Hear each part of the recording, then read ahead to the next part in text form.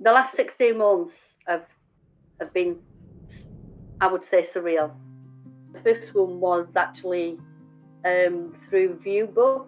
This guy called Clinton James contacted me through that conversation of that he was the soldier working for the UN. He said he was an American soldier out in Yemen. He was a widower. He had a son. His wife and his daughter was killed in an automotive vehicle accident. He wanted to leave the Yemen, wanted to leave the UN, and then asked for funds to buy him out of his contract. I lost my husband in November 2019, so I know what it's like for families who are struggling. But you think you're helping a child that's in need. You think you're helping someone to get back to the sun. They tell you things that you'd expect your loved ones to say. They make you believe that you are everything to them. They were the only people I spoke with. And mainly on an evening when I think they probably know that you've got nobody else there. Because that is one of the questions they do ask, is do you live alone? But they are very quick to establish it into a relationship. It's how easy they can talk you into doing something. You don't think anything untoward is going on. It's the loneliness as well that I think makes it easy for them. It makes you an easy target as well. I did suddenly find myself wanting to stop because they asked me to sell my house, sell my car, and at that point I think in my brain had suddenly clicked in gear thinking, hang on a minute, you need to contact Action Fraud. Something is just not right. And I think what they say is viable.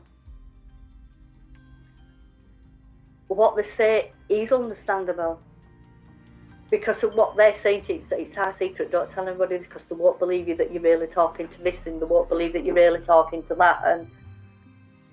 And you actually fall into the trap. You actually believe the lies. I've always been a trusting person. Even in bad people, I've always said that even in bad people, there is good. It's just trying to find that good in them. But this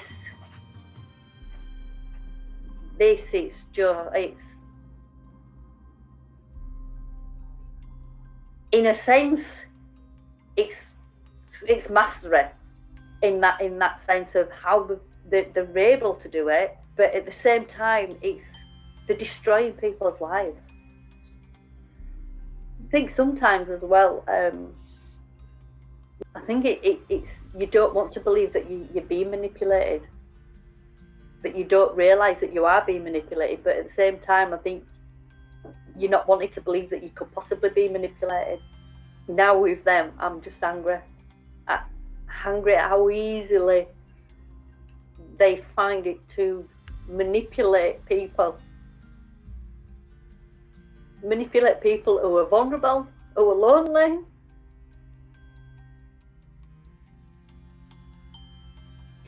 To use somebody's emotions against them. When you're in a vulnerable position, you've nobody else. If they get to you when you are at the lowest point a human being could actually be at, you are easily manipulable. They tell you that it's our secret. You don't speak to anybody. Don't tell them this, don't tell them that. It's scary that it's happened. It's scary how easily it's happened. And it's scary that there's people out there that would just take advantage of any situation, of any person's life. The hardest task is believing in yourself again and starting to take control away from them. And that's the first step, is contacting Action Fraud.